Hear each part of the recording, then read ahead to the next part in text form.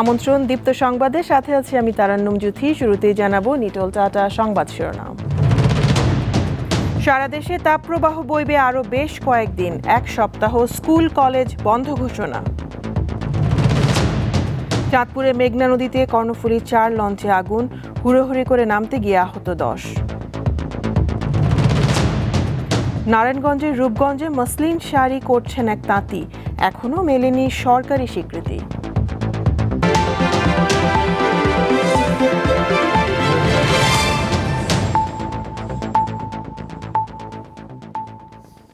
তীব্র গরমে হাঁসফাঁস অবস্থা রাজধানী সহ সারা দেশে। সকালে আবহাওয়া অধিদপ্তরের বিজ্ঞপ্তিতে বলা হয়, রাজশাহী, পাবনা ও টাঙ্গাইল জেলা সহ খুলনা বিভাগের উপর দিয়ে তীব্র তাপপ্রবাহ বয়ে যাচ্ছে। এছাড়া চাঁদপুর ও মৌলভীবাজার জেলা সহ ঢাকা, রাজশাহী ও বরিশাল বিভাগের উপর দিয়ে বইছে মাঝারি ধরনের তাপপ্রবাহ। আগামী কয়েকদিনের মধ্যে তাপমাত্রায় উল্লেখযোগ্য কোনো পরিবর্তন হবে না বলেও বিজ্ঞপ্তিতে উল্লেখ করা হয়। এদিকে দেশ জুড়ে চলমান তাপপ্রবাহের কারণে স্কুল কলেজের ছুটির মেয়াদ বেড়েছে আরও 7 দিন। দুপুরে মাধ্যমিক ও উচ্চশিক্ষা অধিদপ্তরের এক বিজ্ঞপ্তিতে এই তথ্য জানানো হয়।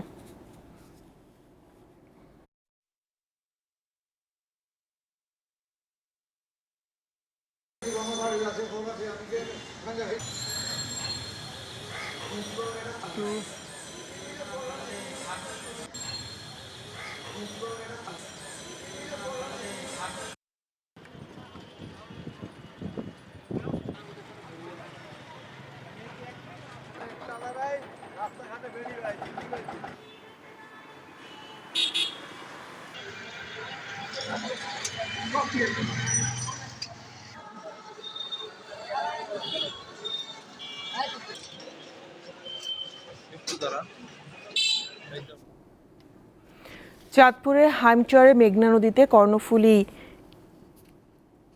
4 লঞ্চে আগুন লেগেছে। এ সময় হুড়োহুড়ি করে লঞ্চ থেকে নামতে গিয়ে 10 জন আহত হয়েছে।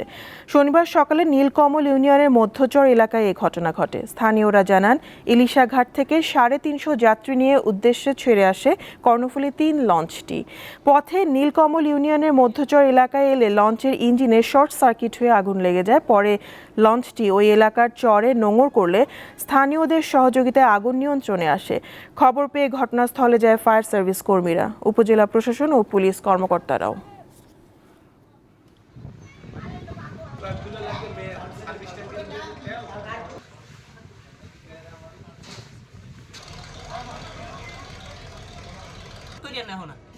লাভ নাই হবে।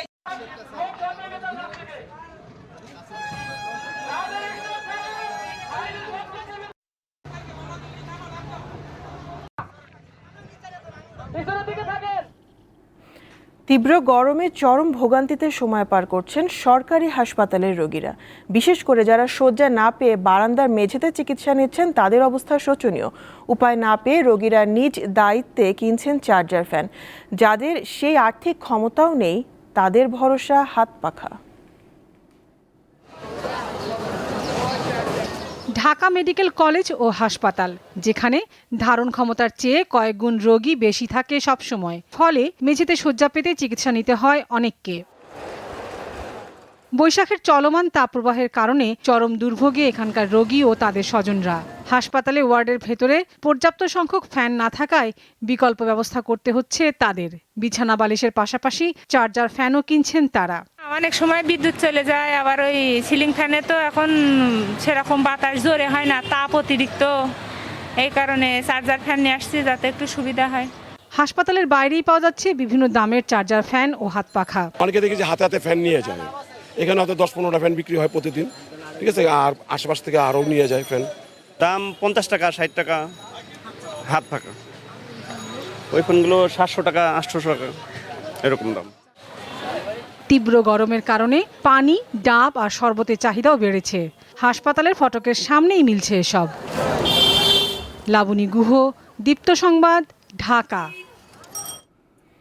নির্বাচন কমিশনার মোহাম্মদ আলমগীর বলেন, স্থানীয় সরকার নির্বাচনে রাজনৈতিক ফ্লেভার নেই, তবে রাজনৈতিক দলের পক্ষ থেকে যে কেউ নির্বাচনে দাঁড়াতে পারে। শনিবার দুপুরে মানিকগঞ্জ জেলা প্রশাসকের কার্যালয়ে হলরুমে মানিকগঞ্জে হরিরামপুর ও সিংগাইর উপজেলার প্রার্থীদের সাথে মতবিনিময় সভা শেষে সাংবাদিকদের মতবিনিময় তিনি বিএনপিকে উদ্দেশ্য করে বলেন, অনেকে রাজনৈতিকভাবে নির্বাচনে অংশ না নিলেও আনঅফিসিয়ালি নির্বাচনে অংশ নিয়েছে।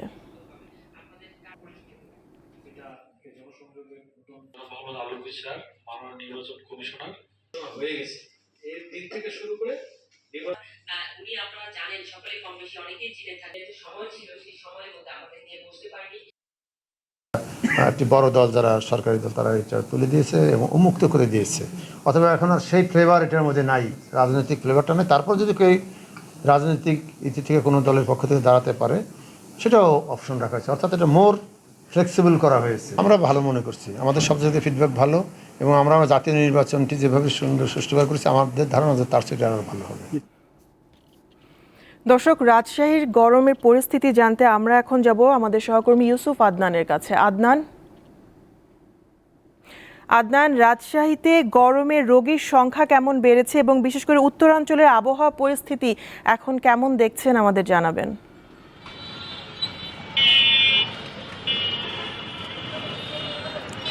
জুথি রাজশাহী অঞ্চলের উপর দিয়ে গত কয়েকদিন থেকে তীব্র থেকে তাপদাহ বয়ে যাচ্ছে। আরও কয়েকদিনে তাপমাত্রা বিরাজ করবে বলে রাজশাহী আবহাওয়া অফিস জানিয়েছে।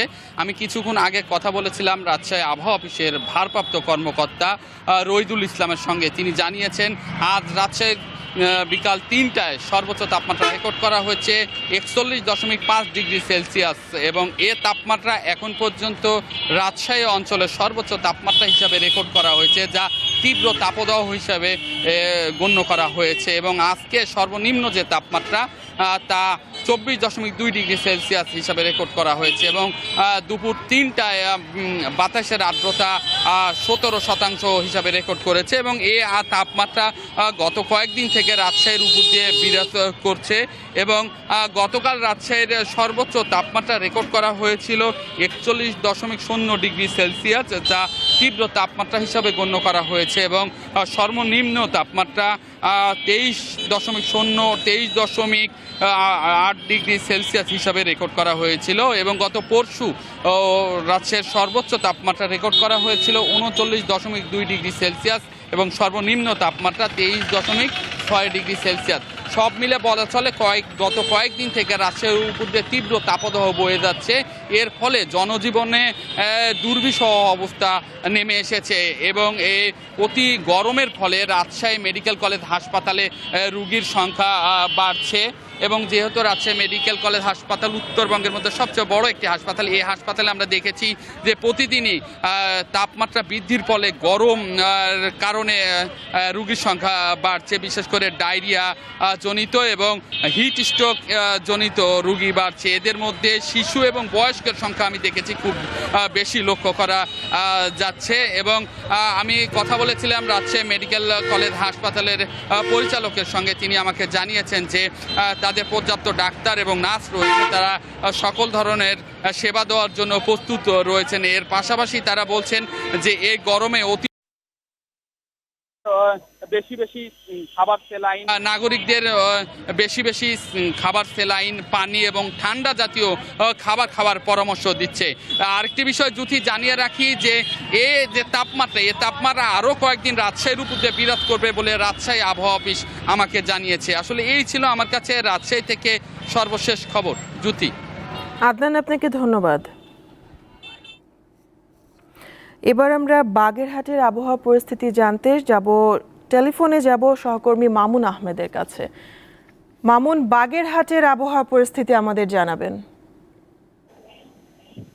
আসলে আপনি যেমনটি বলছিলেন, মূলত গত ৩ ধরে বাগেরহাটে তীব্র তাপদাহ বয়ে যাচ্ছে। এর মধ্যে গত পরশু যদি আমি বলি, বাগেরহাটের তাপমাত্রা সর্বোচ্চ ছিল ২৯.৪০ ডিগ্রি সেলসিয়াস, গতকাল ছিল ৪১, এবং আজকে সেই তাপমাত্রা কিন্তু সর্বোচ্চ বেড়ে ৪১.৭ ডিগ্রি সেলসিয়াস থেকেছে। এমন অবস্থায় বাগেরহাট জেলা হাসপাতালে কিন্তু হিটস্ট্রোক, ডায়রিয়া সহ নানা রোগে আক্রান্ত হয়ে বিভিন্ন বয়সী শিশু সহ বিভিন্ন বয়সী লোকজন কিন্তু ভর্তি হচ্ছে।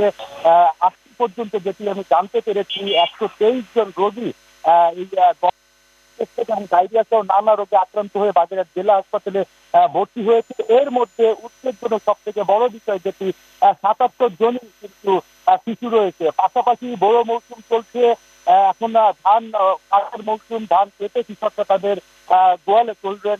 এমন অবস্থায় কিন্তু কৃষকরা কোনো ধরনের শ্রমিক পাচ্ছেন না ধান কাটার জন্য, কারণ তীব্র গরমে কৃষক সহ কোনো ধরনের শ্রমিক কিন্তু মাঠে যেতেই পারছেন না।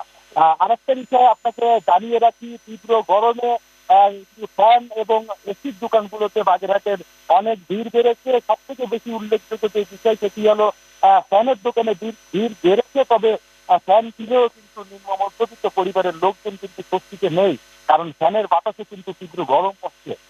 তবে স্বস্তির ভেতর তুলছে কিন্তু যারা উচ্চ মধ্যবিত্ত, যারা এসি ব্যবহার করছে তারাই। পাশাপাশি আরেকটা বিষয় জানিয়ে রাখি, আমার কথা হয়েছিল মংলা আবহাওয়া অফিসের যিনি ভারপ্রাপ্ত কর্মকর্তা মোহাম্মদ হারুনা রশিদের সাথে। তিনি আমাকে যেমনটি জানিয়েছেন, এই তাপমাত্রা কিন্তু আগামী কয়েকদিন অব্যাহত থাকার সম্ভাবনা রয়েছে। পাশাপাশি কিন্তু তিনি আসার কোনো সম্ভাবনা জানাননি তাপমাত্রা কমানোর, এবং এই অঞ্চলে, এই খুলনা অঞ্চলে, বাগেরহাট সহ খুলনা অঞ্চলে কিন্তু গত আগামী 2-3 দিনের মধ্যে কিন্তু বৃষ্টিপাতেরও সম্ভাবনা নেই বলে তিনি আমাকে জানিয়েছেন। এছাড়া বাগেরহাটের প্রচন্ড তাপদাহের কারণে বাগেরহাটের জনজীবন অসুস্থ অবস্থায় রয়েছে। একান্ত প্রয়োজন ছাড়া ঘর থেকে বের হচ্ছেন না, কেউ সব থেকে বিপাকে পড়েছেন এই জেলার প্রতিটা মানুষ, যারা বাধ্য হচ্ছেন এই তীব্র তাপদাহের মধ্যেও ঘর থেকে বের হচ্ছে, এবং পেটের দায়ী তারা কিন্তু রিক্সা চালক সহ দিনমজুর সহ যারাই বলেন না কেন, তারা খেতে খাওয়া মানুষ তারাই বাধ্য হচ্ছে রাস্তাঘাটে বের হওয়ার জন্য। এবং আমি বাগেরহাট বাস স্ট্যান্ড এলাকায় ঘুরেছি বাগেরহাট শহরে, এবং দুপুরের পর সময় অতিরিক্ত তাপের কারণে কিন্তু রাস্তাঘাটে সাধারণ মানুষরাও, কোনো সকল শ্রেণীর মানুষ কিন্তু কেউই রাস্তাঘাটে বের হচ্ছেন না। এবং বাগেরহাট বাস স্ট্যান্ড এলাকায় যারা মৎস্য শ্রমিক রয়েছেন তারা আমাকে যেমনটি জানিয়েছেন, তীব্র তাপদাহের কারণে কিন্তু কোনো ধরনের পরিবহনের যাত্রীরা একেবারে একান্ত প্রয়োজন ছাড়া তারা আসছেন না, এবং বাস যারা শ্রমিক রয়েছেন তারা কিন্তু কিছুটা অলস সময় পার করছেন। তো বাগেরহাট থেকে এই ছিল আমার কাছে সর্বশেষ। মামুন, আপনাকে ধন্যবাদ। দর্শক, দেশে বিভিন্ন প্রান্ত থেকে তাপপ্রবাহের খবর জানাচ্ছিলেন আমাদের সহকর্মীরা। ঐতিহ্যবাহী মসলিন শাড়ি এখন আর পাওয়া যায় না, যার কিছুটা নিদর্শন মেলে শুধুমাত্র জাদুঘরে। তবে আশার কথা হচ্ছে, হারিয়ে যাওয়া সেই মসলিন শাড়ি তৈরি হচ্ছে নারায়ণগঞ্জের রূপগঞ্জের নোয়াপাড়ায়। সরকারিভাবে এখনও এর স্বীকৃতি মেলেনি, তবে এক অদম্য তাঁতি এই নিয়ে স্বপ্ন বুনছেন। বাংলার ঐতিহ্যবাহী মসলিনের সঙ্গে বর্তমান সময়ের পরিচয়ের মাধ্যম কেবল ইতিহাস ও জাদুঘর। 18 শতকের শেষার্ধে বাংলায় মসলিন তৈরি বন্ধ হয়ে যায়। পরবর্তীতে এই মসলিন পুনরুদ্ধারে প্রকল্প চালু হলেও আলোর মুখ দেখেনি। হারিয়ে যাওয়া সেই ঐতিহ্যবাহী মসলিন শাড়ি ফিরিয়ে আনতে আশা জাগানিয়া উদ্যোগ নিয়েছেন ঢাকার অদূরে নারায়ণগঞ্জের রূপগঞ্জ উপজেলার নোয়াপাড়া বিসিক জামদানিপল্লী এলাকার আল আমিন। মসলিন শাড়ি তৈরি নিয়ে নানা চ্যালেঞ্জের কথা জানান তিনি। বলেন, প্রতিটি শাড়ি তৈরিতে সময় লাগে প্রায় 9 মাস, সেই সঙ্গে খরচও হয় 3 থেকে 4 লাখ টাকা। তো চেষ্টা করার পরে আপনার এই পরে 9 মাস পরে একটা শাড়ি হলো। শাড়ি হওয়ার পরে এমনি আবার বিভিন্ন সময় চলে গেছে, যে সুতা ছিঁড়ে যায়, অনেক সময় ওদিক দিয়ে পরে 1-1.5 বছর চলে গেছিল, তারপরে গিয়ে শাড়িটা হয়েছে। এরই মধ্যে মসলিনের অপার সম্ভাবনা তৈরি হয়েছে বলেও তথ্য দিলেন আল আমিন। ফ্রান্সেও চায়, ইন্ডিয়াও চায়, লন্ডন চায়, হ্যাঁ, এর মাধ্যমে কথা হয়েছিল যে সিঙ্গাপুরও কথা হয়েছিল, এই দেশে চায়। তা বিশেষ করে লন্ডনে বেশি চায় এই মসলিনগুলো। ঐতিহ্যবাহী মসলিনের এমন সম্প্রসারণে খুশি স্থানীয়রা। তো আমরা খুবই গর্বিত, আলামিন তাঁতি ওনার মুসলিম শাড়িটা করতেছে, সহযোগিতা করে, তাহলে এটার প্রসার আরও দিন দিন বাড়বে এবং দেশ বিদেশে এটা আরও জনপ্রিয়তা হবে। মসলিন তৈরির প্রকল্প চালুর পাশাপাশি এটি সম্প্রসারণে সহযোগিতার আশ্বাস দিলেন জেলা প্রশাসক। একটা ফাউন্ডেশন করেছি আমরা, এই ফাউন্ডেশনের আওতায় মসলিন এই শাড়িটাকে আরও বেশি কারিগর তৈরি করা, এই শিল্পটাকে প্রসার করার জন্য আমরা অবশ্যই কাজ করব। দেশের চাহিদা মিটিয়ে মসলিন শাড়ি দিয়ে বৈদেশিক মুদ্রাও অর্জন সম্ভব বলে মনে করেন এই উদ্যোক্তা। দীপ্ত বার্তাকক্ষ। নির্দেশনা দেওয়ার পরেও উপজেলা নির্বাচনে মন্ত্রী এমপিদের নিকট আত্মীয়র মধ্যে যারা এখনও নির্বাচন থেকে সরে দাঁড়ায়নি, তাদের তালিকা তৈরির নির্দেশনা দেওয়া হয়েছে। এ কথা জানিয়েছেন আওয়ামী লীগের সাধারণ সম্পাদক ওবায়দুল কাদের। আওয়ামী লীগ সভাপতি ধানমন্ডির রাজনৈতিক কার্যালয়ে দুপুরে এক ব্রিফিংয়ে ওবায়দুল কাদের বলেন, উপজেলা নির্বাচন নিয়ে দলের পক্ষ থেকে যে নির্দেশনা দেওয়া হয়েছে তা মানতে হবে। নির্বাচন চলাকালে উপজেলা বা জেলা পর্যায়ে কোনো সম্মেলন, মেয়াদোত্তীর্ণ সম্মেলন ও কমিটি গঠন এই প্রক্রিয়া বন্ধ থাকবে বলে জানান তিনি। আরো বিচ্ছিন্ন, আরো অপ্রাসঙ্গিক। আমি এমপি, আমি মন্ত্রী, আবার আমার ভাই, আবার আমার আরেক ভাই, ছেলে, শ্যালক, এরাও পদ নিয়ে যাবে সব। তো তাহলে তৃণমূলের কর্মীরা কি, তাদেরকে পদে যাওয়ার কোনো অধিকার নেই? সেই সুযোগটা করে দেওয়ার জন্যই এ ব্যবস্থা নেওয়া। শোক আর শ্রদ্ধায় স্মরণ করা হলো বীর মুক্তিযোদ্ধা ও জাতীয় পতাকার অন্যতম নকশাকার শিব নারায়ণ দাসকে। বেঁচে থাকতে দেশের জন্য যেমন নিবেদিত ছিলেন, মৃত্যুর পরও তিনি তার দেহ দান করে গেছেন চিকিৎসা বিজ্ঞানের গবেষণায়। আজীবন সৎ ও নির্লোভ মানুষটিকে বেঁচে থাকতে যথাযথ মর্যাদা দেওয়া হয়নি বলে আক্ষেপ জানালেন কেন্দ্রীয় শহীদ মিনারে তাকে শ্রদ্ধা জানাতে আসা মানুষ। মুক্তিযুদ্ধের সংগঠক, বীর মুক্তিযোদ্ধা, শহীদের সন্তান কিংবা জাতীয় পতাকার প্রথম নকশাকার, এমন অনেক পরিচয়ে পরিচিত শিবনারায়ণ দাস। শুক্রবার তাঁর মৃত্যুর পর শনিবার শেষ শ্রদ্ধা জানাতে কেন্দ্রীয় শহীদ মিনারে আনা হয় মরদেহ। বীর মুক্তিযোদ্ধার দেহকে মোড়ানো হয় জাতীয় পতাকা দিয়ে। এরপর ঢাকা জেলা প্রশাসকের পক্ষ থেকে শিবনারায়ণ দাসের প্রতি জানানো হয় রাষ্ট্রীয় সালাম।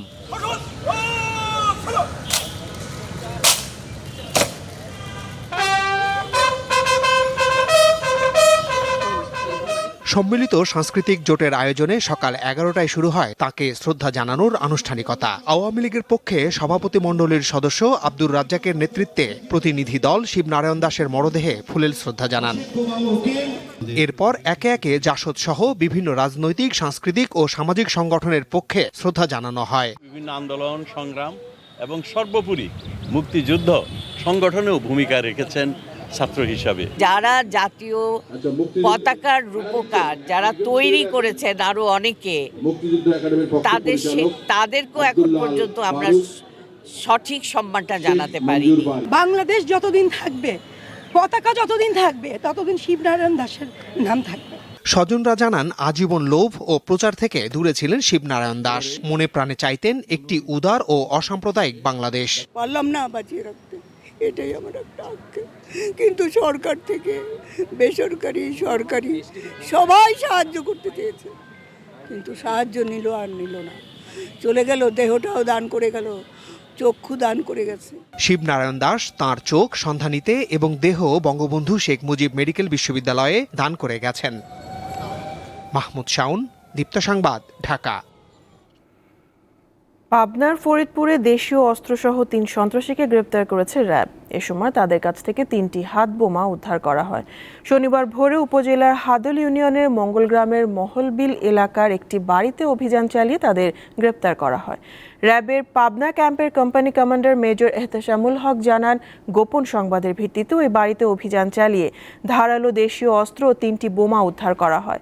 পরে রাজশাহী থেকে বোম ডিসপোজাল টিম এসে বোম 3টি নিষ্ক্রিয় করে।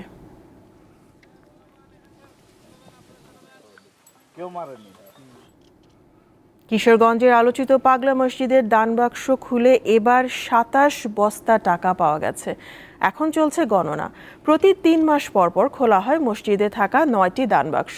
তবে রমজানের কারণে এবার খোলা হয়েছে 4 মাস 10 দিন পর। সকাল 7:30টার দিকে দানবাক্সগুলো খোলা হয়, সেখান থেকে 27 বস্তা টাকা পাওয়া যায়। পুলিশ সুপার জানান, টাকা গণনা শেষে ব্যাংকে পৌঁছে দেওয়া পর্যন্ত পুলিশ সদস্যরা নিরাপত্তায় নিয়োজিত থাকবেন। গণনার কাজে জেলা প্রশাসনের কর্মকর্তা কর্মচারী ছাড়াও মাদ্রাসার 112 জন শিক্ষার্থী, ব্যাংকের 50 জন স্টাফ, মসজিদ কমিটির 34 জন ও আইনশৃঙ্খলা বাহিনীর 10 জন সদস্য অংশ নিয়েছেন।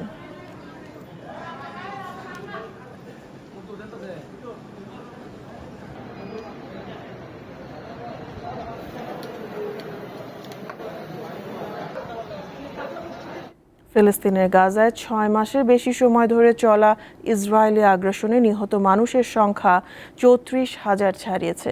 স্থানীয় সময় শুক্রবার হামাস নিয়ন্ত্রিত গাজার স্বাস্থ্য মন্ত্রণালয় জানায়, ইসরায়েলের হামলায় সর্বশেষ 24 ঘন্টায় 42 জন নিহত হয়েছেন। আহত হয়েছেন আরও 63 জন। নিহতদের বেশিরভাগ নারী ও শিশু। গাজায় আহত মানুষের সংখ্যা 76,833 জনে দাঁড়িয়েছে।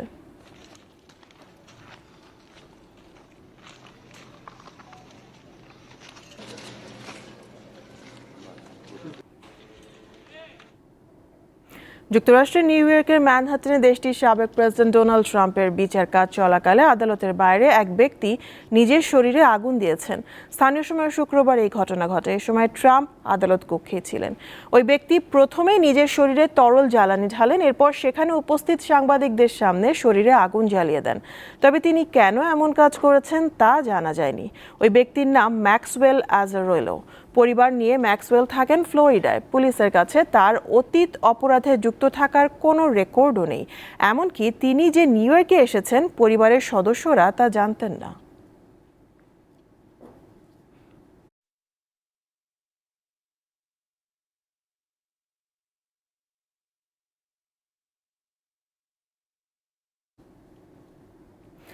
জিম্বাবুয়ে সিরিজ ও টি-20 বিশ্বকাপকে সামনে রেখে বঙ্গবন্ধু জাতীয় স্টেডিয়ামে ফিটনেস টেস্ট দিলেন ক্রিকেটাররা। করেছেন রানিংও। সকালে নতুন স্ট্রেংথ অ্যান্ড কন্ডিশনিং কোচ নাথেল ক্যালির অধীনে বঙ্গবন্ধু জাতীয় স্টেডিয়ামে ক্রিকেটাররা অংশ নেন এই পরীক্ষায়। উপস্থিত ছিলেন 35 ক্রিকেটার। তবে শুধু বিশ্বকাপ বিবেচনায় থাকা ক্রিকেটাররাই নন, ছিলেন টেস্ট ও ওয়ানডে দলের বিবেচনায় থাকা সদস্যরাও। তবে ইনজুরির শঙ্কা থাকায় রানিং করেননি সৌম্য সরকার, তাইজুল ইসলাম ও তাসকিন আহমেদ। 3 মে থেকে শুরু জিম্বাবুয়ে সিরিজ। আর বিশ্বকাপ খেলতে 16 মে যুক্তরাষ্ট্রের উদ্দেশ্যে উড়াল দেবে টাইগাররা।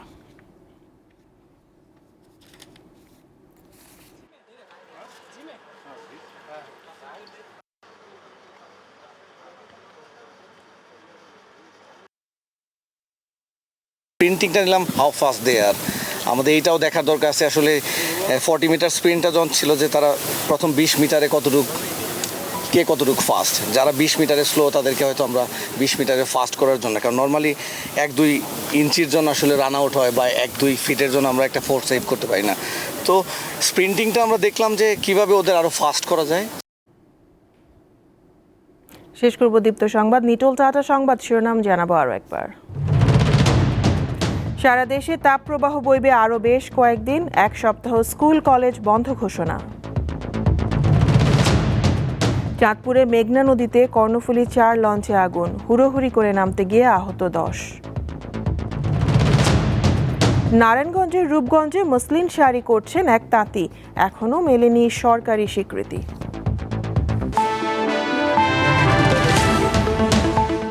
এই ছিল এখনকার মতন। আমাদের পরবর্তী সংবাদ সন্ধ্যা 6টা50 দেখার আমন্ত্রণ রইল।